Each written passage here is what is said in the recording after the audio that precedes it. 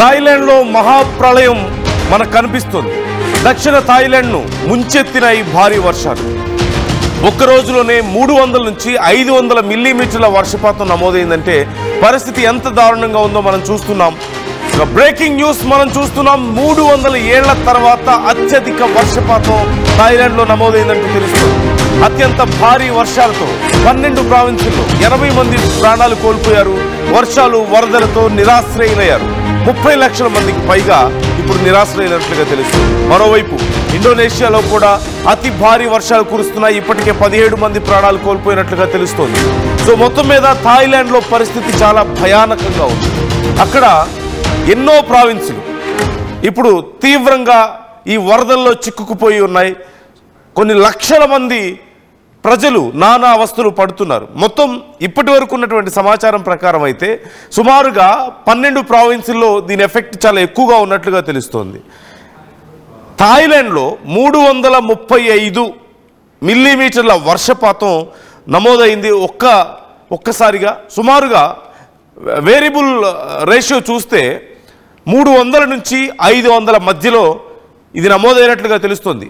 Overall intensity చూస్తే యావరేజ్గా చూస్తే 335 మిల్లీమీటర్లు అంటే 35 సెంటీమీటర్ల వర్షపాతం నమోదైంది అనేది మనకు కనిపిస్తుంది అప్రాక్సిమేట్గా. సో ఒక్క రోజులోనే ఇదంతా కూడా. సహజంగా మన దగ్గర ఒక 10 నుంచి 15 సెంటీమీటర్ల వర్షపాతం నమోదైతేనే వరదలు ఎంత దారుణంగా వస్తాయో మనం చూస్తూ ఉంటాం. అలాంటిది 35 సెంటీమీటర్ల వర్షపాతం, 40 సెంటీమీటర్ల వర్షపాతం అంటే ఎంత భయానక పరిస్థితులు అక్కడ ఉన్నాయనేది ఒక్కసారి మీరు అర్థం చేసుకోవచ్చు. ఎన్నో లక్షల మంది నిరాశ్రయులు అయ్యారు. ఎన్నో ఊళ్ళు కొట్టుకుపోయాయి. ఇప్పటికే 80 మందికి పైగా ప్రాణాలు కోల్పోయినట్లుగా తెలుస్తుంది. And it's official data. And as per unofficial estimations సుమారుగా ఒక 200కు పైగా ప్రాణాలు కోల్పోయి ఉండొచ్చు అని అంచనా వేస్తున్నారు. ఇంకా అంతకు మించి ఇంకా ఎక్కువగా ఉండే అవకాశం ఉందంటున్నారు. 200 నుంచి 300 మంది ప్రాణాలు కోల్పోయి ఉండొచ్చు అంటున్నారు. అట్ ది సేమ్ టైం ఇక కొన్ని లక్షల మంది నిరాశ్రయులు అయ్యారు. ఇప్పటికే ఈ పరిస్థితి ఎప్పటిలోపు అదుపులోకి వస్తుందో తెలియని పరిస్థితి కనిపిస్తోంది. స్టేట్ ఆఫ్ ఎమర్జెన్సీని సైతం ప్రకటించారు కొన్ని ప్రావిన్సుల్లో. ముఖ్యంగా సోంగ్లా ప్రావిన్స్లో ఈ ఎమర్జెన్సీ కొనసాగుతూనే ఉంది 3 రోజులుగా. అక్కడ పరిస్థితి ఎప్పుడు అదుపులోకి వస్తుందో తెలియడం లేదు. అత్యధిక వర్షపాతం నమోదైనటువంటి ప్రావిన్స్ సోంగ్లా ప్రావిన్స్. సుమారుగా 12 ప్రావిన్సుల మీద ఈ ప్రభావం ఉన్నట్లుగా తెలుస్తోంది. హెలికాప్టర్స్ని యూజ్ చేస్తున్నారు అక్కడ సహాయక చర్యల కోసం. కొన్ని ఆర్మీకి సంబంధించి నేవీకి సంబంధించినటువంటి చిన్న బోట్స్, షిప్స్ని సైతం రంగంలోకి దించినట్లుగా తెలుస్తోంది. మరోవైపు వియత్నాం, మలేషియాల్లో కూడా దీని ప్రభావం తీవ్రంగా కనిపిస్తోంది. ఒక్కసారి అక్కడ ఉన్నటువంటి పరిస్థితిని నేను మీకు స్క్రీన్ మీద చూపించే ప్రయత్నం చేస్తాను. ఒక్కసారి give me those visuals on big screen. మీరు ఒక్కసారి చూడండి ఎంత భయానకంగా ఈ పరిస్థితి ఉంది అనేది. ఎంత భయానకంగా ఇక్కడ పరిస్థితి ఉందో మీరు చూడొచ్చు. ఇళ్ళన్నీ కూడా పూర్తిగా మునిగిపోయి చివరికి ఎలక్ట్రిక్ వైర్స్ మీద వెళ్తున్నారు కింద వెళ్ళలేక. కరెంట్ పోల్స్ మనం చూస్తున్నాం. అంటే వాటర్ ఏ లెవెల్కి వచ్చిందనేది చూస్తున్నాం. ఒక్కసారి ఫ్రీజ్ ఇట్ వన్స్ హియర్. ఇక్కడ చూడండి. ఎలక్ట్రిక్ పోల్స్ అంటే చాలా హైట్ ఉంటాయి కదా జనరల్గా మనకి. ఒక మినిమం ఒక 15 ఫీట్ హైట్ అయినా ఉంటుంది. 15 to 20 ఫీట్ అప్రాక్సిమేట్లీ. అలాంటి ఎలక్ట్రిక్ వైర్స్ ఉంటే పైన ఈ వైర్స్ ఎంత లేదన్నా 10 to 15 ఫీట్ వరకు హైట్ ఉంటాయి. ఈ వైర్స్ మీద వాళ్ళు నడుచుకుంటూ వెళ్తున్నారు. And water is almost there. ఇక్కడ మీరు చూడొచ్చు వాటర్ ఈజ్ ఆల్మోస్ట్ దేర్. అంటే సుమారుగా 7-8 అడుగుల ఎత్తులో ఈ నీళ్లు ప్రవహిస్తున్నాయి. 7-8 అడుగుల ఎత్తు పైన ఈ నీళ్లు ప్రవహిస్తున్నాయంటే పరిస్థితి ఎంత భయానకంగా ఉందో ఒకసారి మీరు అర్థం చేసుకోవచ్చు. అండ్ ఇళ్ళన్నీ కూడా పూర్తిగా మునిగిపోయాయి. ఇదిగో ఇక్కడ ఇళ్ల మీద నుంచి ప్రవహిస్తున్నటువంటి పరిస్థితి కనిపిస్తుంది. సహజంగా ఒక అంటే పైన స్టేజ్ లేకపోయినా ఇల్లు మామూలు ఎంత ఎత్తు ఉంటుంది? అట్లీస్ట్ ఒక 8 to 10 ఫీట్ అయితే మినిమం ఉంటుంది కదా. వాటి పైన నుంచి కూడా వాటర్ ప్రవహిస్తున్నటువంటి పరిస్థితి. And there are no roads. ఎక్కడికక్కడ కార్లు, బైక్లు, పెద్ద వాహనాలు సైతం అలాగే కొట్టుకుపోయాయి. అక్కడ కొట్టుకుపోతున్న నేపథ్యంలో ఇక ఏం చేయలేక చాలామంది వెహికల్స్ని వదిలేసి వెళ్ళిపోతున్నారు. కొద్దిపాటి వరద ఉన్నటువంటి ప్రాంతాల్లో మాత్రం ఇదిగో ఇలా వెహికల్స్తో వెళ్తున్నారు. But they can't find roads ఎక్కడ రోడ్డు ఉందో, ఎక్కడ ఏ గుంత ఉందో కూడా తెలియని పరిస్థితి అక్కడ కనిపిస్తుంది. ఎంత భయంకరంగా ఉందో పరిస్థితి ఒక్కసారి మీరే ఇమాజిన్ చేసుకోండి. ఆల్మోస్ట్ 12 ప్రావిన్సుల్లో ఇదే పరిస్థితి కనిపిస్తుంది. And at the same time మరోవైపు వియత్నాం, మలేషియాలో కూడా ఇలాంటి పరిస్థితి కనిపిస్తోంది. సుమారుగా 300 మందికి పైగా ప్రాణాలు కోల్పోయి ఉంటారంటూ అంచనా వేస్తున్నారు. And in fact there is no specific number ఇప్పటి వరకు. అఫీషియల్గా అప్రాక్సిమేట్లీ 100 అంటున్నారు, 80 to 100 అంటున్నారు. బట్ అన్అఫీషియల్లీ 300 అంటున్నారు. మేబీ అది ఎంతకంటే భారీగా ఎక్కువగా ఉండే అవకాశం ఉంది అని కూడా చెప్తున్నారు.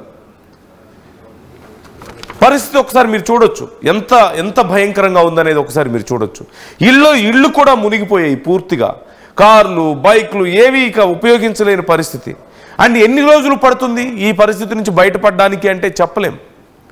And I'd like to show you అక్కడ పరిస్థితి ఎలా ఉంది, వెదర్ కండిషన్ ఎలా ఉందో కూడా ఒకసారి నేను మీకు చూపించే ప్రయత్నం చేస్తాను. Give me that map on screen PCR ఒకసారి. అంటే అక్కడ పరిస్థితి ఎలా ఉంది, ఎప్పటిలోపు అదుపులోకి వచ్చే అవకాశం ఉంది అంటే ఇప్పుడిప్పుడు వర్షాలు అయితే తగ్గాయి అంటున్నారు.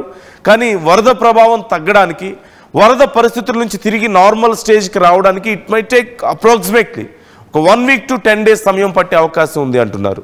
మరొక 2-3 రోజుల పాటు వరద ఉండబోతోంది. అండ్ ఆ తర్వాత మళ్ళీ సాధారణ స్థితికి రావడానికి మరొక 1 వారం రోజులు సమయం పట్టొచ్చు అని చెప్తున్నారు. అండ్ కొంచెం జూమ్ అవుట్ చేయండి కొంచెం. యా, ఇక్కడ నేను మీకు ఒకసారి స్క్రీన్లో చూపించే ప్రయత్నం చేస్తున్నాను. అక్కడ సిచ్యువేషన్ ఏంటి అనేది ఒక్కసారి మీరు ఇక్కడ చూడొచ్చు. ఇదిగో ఇక్కడ ఒక హాన్సా ఇక్కడ కనిపిస్తోంది, తుఫాన్, ఒక భారీ తుఫాన్ ఇటువైపుగా కనిపిస్తోంది. అట్ ది సేమ్ టైం ఈ డౌన్లో కూడా మరొక తుఫాన్ ఎఫెక్ట్ ఇక్కడ ఉంది. సో 2 వైపులా ఎఫెక్ట్ ఉండడం వల్ల ఈ మధ్యలో ఉన్నటువంటి ప్రాంతం అంతా కూడా పూర్తిగా ఈ తుఫాన్ ప్రభావానికి లోనై ఉంది. భారీగా వర్షాలు, విండ్, విపరీతమైనటువంటి విండ్ ఉంది. అట్ ది సేమ్ టైం ఈ వరదలు కూడా మనం చూస్తూనే ఉన్నాం. మేజర్గా ఎఫెక్ట్ అయింది ఇదిగో ఇక్కడ ఉన్నటువంటి ప్రాంతం, ఈ ప్రాంతం అంతా కూడా, ఈ మయన్మార్ దగ్గర నుంచి మొదలు పెడితే ఈ ప్రాంతం అంతా కూడా మేజర్గా ఎఫెక్ట్ అయినట్లుగా కనిపిస్తుంది. ఇంకొంచెం try to Zoom out little bit. Yeah, here is Thailand. ఇక్కడ ఉంది థాయిలాండ్ మనకి. ఇప్పుడు కొంత విండ్ ఎఫెక్ట్ కానీ లేదంటే వెదర్ కొంతవరకు నార్మల్గా వచ్చింది. ఇప్పటికే వర్షాలు తగ్గాయి, వరదలు తగ్గాయి. సో ఇప్పటికి కొంత పరిస్థితి నార్మల్గా వచ్చినట్లుగా కనిపిస్తుంది. బట్ స్టిల్ మరొక 1 week పట్టేలా ఉంది. అండ్ ఇప్పటికీ కూడా విండ్ ఎఫెక్ట్ మీరు చూడొచ్చు. ఇక్కడ కాన్సన్ట్రేట్ అయి ఉంది ఒక తుఫాన్ హాన్సా, ఇదిగో ఈ ప్రాంతంలో కాన్సన్ట్రేట్ అయి ఉంది. సో ఎఫెక్ట్ ఎప్పుడైనా సరే ఒక తుఫాన్ ఒక చోట కాన్సన్ట్రేట్ అయి ఉంది అంటే సెంటర్లో కంటే కూడా చుట్టూ ఉండే ప్రాంతాల్లోనే ఎక్కువగా ఉంటుంది కాబట్టి దాని ఎఫెక్ట్. సో ఇక్కడి నుంచి ఆల్మోస్ట్ ఇక్కడ వరకు ఎఫెక్ట్ చూపిస్తూ ఉంది, అంటే ఆల్మోస్ట్ థాయిలాండ్ వరకు. ఇదిగో ఈ కింద ప్రాంతంలో కూడా మరొక తుఫాన్ ఇటుగా ట్రావెల్ చేసింది మనకు కనిపిస్తుంది. సో ఇటుగా ట్రావెల్ చేసి వచ్చినటువంటి ఇదిగో ఇక్కడ కాన్సన్ట్రేట్ అయి ఉంది మరొక ప్రాంతంలో. సో ఇది అండ్ అటువైపు 2 ప్రాంతాల్లోనూ ఆల్మోస్ట్ క్లోజ్గా ఉండడం వల్ల ఈ రెండిటి విండ్ అండ్ ఈ ఎఫెక్ట్ అంతా కూడా ఈ సెంట్రల్గా ఉన్నటువంటి ప్రాంతం మీద ఇక్కడొకటి అండ్ ఇదిగో ఇక్కడ. సో చుట్టూ మనకి ఇదే. ఇప్పుడు యాక్చువల్లీ ఇంత దూరం వచ్చింది కానీ యాక్చువల్లీ ఇక్కడి నుంచి ఇలా ట్రావెల్ చేసినట్లుగా కనిపిస్తుంది.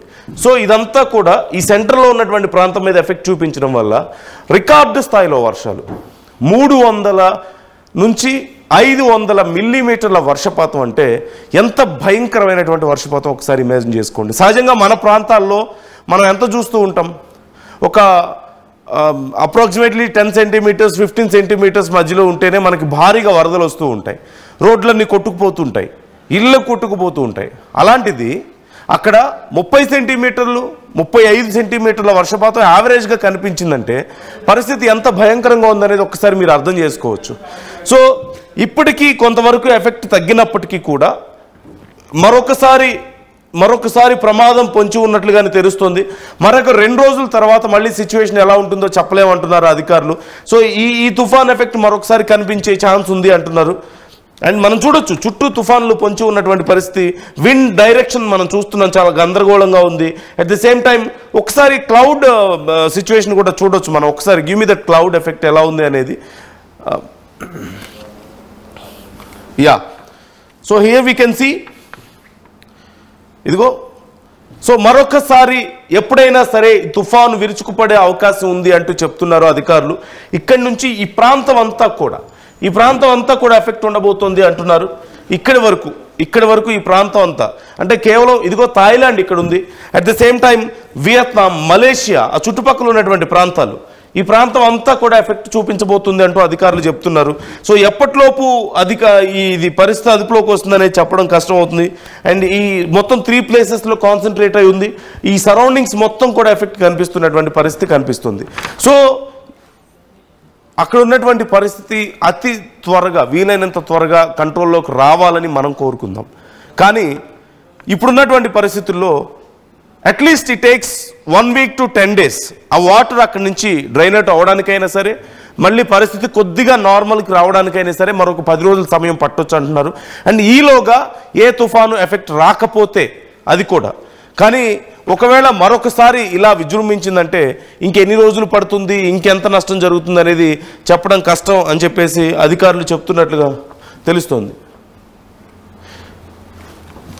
యా, ఒక్కసారి వీ కెన్ సీ వేవ్స్ ఎలా ఉన్నాయనేది నేను మీకు చూపించే ప్రయత్నం చేస్తున్నాను. In which direction they are travelling అనేది కూడా మీరు చూడొచ్చు ఒక్కసారి. ఎక్కడ కాన్సన్ట్రేట్ అయి ఉంది, ఎటువైపు ఎఫెక్ట్ కనిపిస్తుంది అనేది చుట్టూ ఉన్న నేపథ్యంలో ఇక్కడ భారీగా ఎఫెక్ట్ సెంటర్లో ఉన్నటువంటి ప్రాంతం అంతా కూడా 1, 2 and 3 ఈ 3 ఇక్కడ ఈ మూడిటి వల్ల ఇక్కడ ఇది చాలా లాంగ్ ఉంది, బట్ ఇక్కడ 2 కూడా పక్కనే కాన్సన్ట్రేట్ అయి ఉన్నాయి. అండ్ ఈ ప్రాంతం పూర్తిగా వరదల్లో చిక్కుకున్నటువంటి పరిస్థితి మనకు కనిపిస్తుంది. అండ్ దీని ఎఫెక్ట్ ఆల్మోస్ట్ ఇక్కడి నుంచి మొదలు పెడితే ఈ ప్రాంతం అంతా కనిపిస్తూనే ఉంది. ఈ ప్రాంతం అంతా ఇక్కడి వరకు ఎఫెక్ట్ మనకు కనిపిస్తుంది. అప్రాక్సిమేట్లీ ఇక్కడి వరకు చాలా ఇంటెన్సిటీ ఎక్కువగా ఉండేటువంటి అవకాశం కనిపిస్తుంది. హియర్ ఈజ్ థాయిలాండ్, ఇదిగో ఈ ప్రాంతం ఇక్కడ. ఇక మిగతా ప్రాంతాలు బోర్డర్లో ఉన్నటువంటి వియత్నాం కానీ, మలేషియా కానీ, ఆ ప్రాంతాల మీద కూడా చాలా ఎక్కువగా ఉన్నట్లుగా తెలుస్తుంది. So try to comment your opinions. అంటే ఒకసారి అక్కడ ఉన్నటువంటి సిచ్యువేషన్ నేను మరొకసారి మీకు చూపిస్తున్నాను స్క్రీన్ మీద. ఎలా ఉంది పరిస్థితి, మునిగిపోయి పూర్తిగా, తినడానికి తిండి లేక, తాగడానికి మంచినీళ్ళు లేక, ఎలక్ట్రిసిటీ లేదు, ఎలక్ట్రిసిటీ ఉండే పరిస్థితి లేదు. చాలామంది అక్కడ